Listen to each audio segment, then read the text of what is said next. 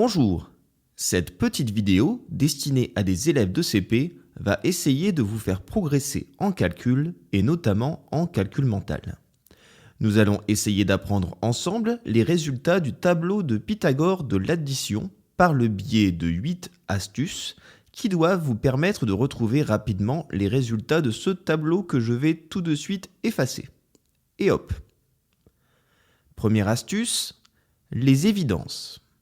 On va commencer par remplir ensemble les cases où on va rajouter 0. Ces cases, nous les trouvons sur cette ligne, mais également sur cette colonne. D'ailleurs, nous verrons qu'à chaque case remplie, double excepté, nous allons avoir une autre case à remplir ailleurs à cause de la commutativité de l'addition. C'est-à-dire le fait que 4 plus 8, par exemple, c'est la même chose que 8 plus 4. Du coup, commençons par remplir notre première ligne, et là, c'est très facile, puisque quand on ajoute 0, le nombre ne change pas.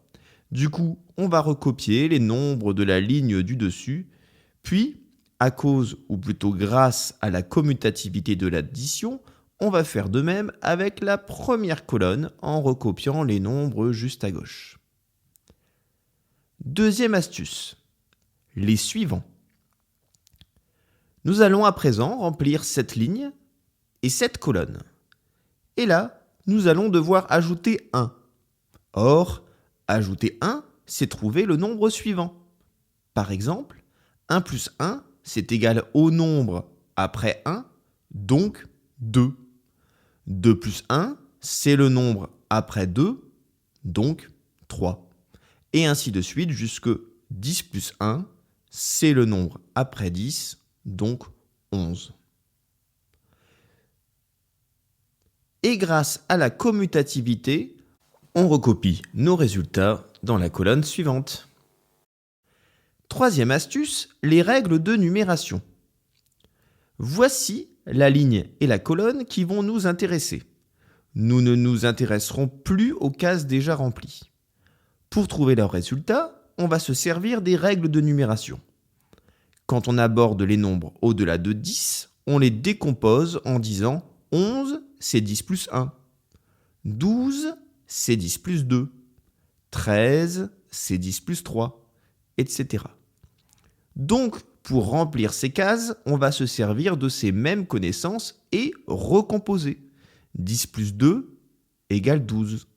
10 plus 3 égale 13, etc. On remplit ainsi toute la colonne, puis toute la ligne, commutativité de l'addition oblige. On en profite pour faire remarquer qu'à partir de 17, il y a une logique additive. 10 plus 7, ça fait 17. Et dans 17, on entend d'ailleurs 10 et 7. Même remarque pour 18 et 19. C'est plus difficile de 11 à 16, mais c'est une question d'entraînement. Quatrième astuce, les doubles. Les doubles sont souvent travaillés comme une comptine ou comme une récitation. 1 plus 1, 2. 2 plus 2, 4. 3 et 3, 6. Généralement, les élèves les retiennent bien. Et tant mieux, car nous allons nous appuyer sur ces doubles pour d'autres astuces. Cinquième astuce, les compléments à 10. Travaillés régulièrement en classe, les compléments à 10, ce sont toutes les additions qui vont avoir pour résultat 10. Donc 10 plus 0, 9 plus 1, 8 plus 2, 7 plus 3, 6 plus 4 et 5 plus 5. Quand on ne les connaît pas par cœur, on peut se servir de ces 10 doigts. Quand j'en baisse 2, je vois que 8 sont encore levés. Or, j'ai toujours 10 doigts. Donc 2 plus 8, ça fait 10. Et on remplit d'autres cases, toujours en raison de la commutativité de l'addition. 7 plus 3 et 3 plus 7, c'est pareil. Sixième astuce, les presque doubles. Les doubles, nous l'avons dit, ça se retient bien. Eh bien, nous allons nous appuyer dessus pour additionner des nombres qui se suivent. Par exemple, 2 plus 3. On sait que 2 plus 2 égale 4. Alors pour 2 plus 3, on ajoute 1. Donc ça fait 5. On aurait pu également se dire 3 plus 3 égale 6. Or, 2 est juste avant le 3, donc on enlève 1 et ça donne 5. Pour 4 plus 3, même procédé. 3 plus 3 égale 6. On rajoute 1, ça fait 7. 4 plus 4, ça fait 8. Donc pour 5 plus 4, on rajoute 1, ça fait 9, etc. Et vous l'aurez compris, on reporte ces résultats dans d'autres cases du tableau. 7e astuce, les passages par le paquet de 10. Pour des additions où la somme va dépasser 10, nous allons imaginer un passage par le paquet de 10. Exemple, 4 plus 7, on sait que 3 plus 7, ça fait 10. Ce sont des compléments à 10, on les a vus plus tôt. Eh bien pour 4 plus 7, c'est 1 de plus. Donc ça fait 11. Autre exemple, 9 plus 5. On sait que 9 plus 1, ça fait 10.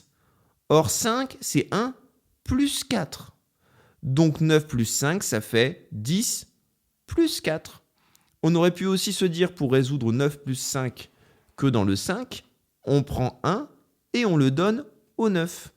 On obtient donc 10 plus 4, c'est-à-dire 14. C'est le même raisonnement. Et voici tous les résultats obtenus avec cette astuce. Et on peut reporter tous ces résultats ici. 8e astuce. Il reste peu de cases à remplir et ce ne sont pas les plus difficiles. Il n'y a que des plus 2 et des plus 3. Eh bien, si on ne les connaît pas encore, on peut se dire que ajouter 2, c'est trouver le suivant du suivant. Par exemple, 4 plus 2. Le suivant de 4, c'est 5 et le suivant de 5, c'est 6. Donc 4 plus 2, ça fait 6. Même procédé pour 5 plus 2. Le suivant du suivant de 5, c'est 7. Donc 5 plus 2 égale 7. Et ainsi de suite. Et pour les plus 3, c'est pareil.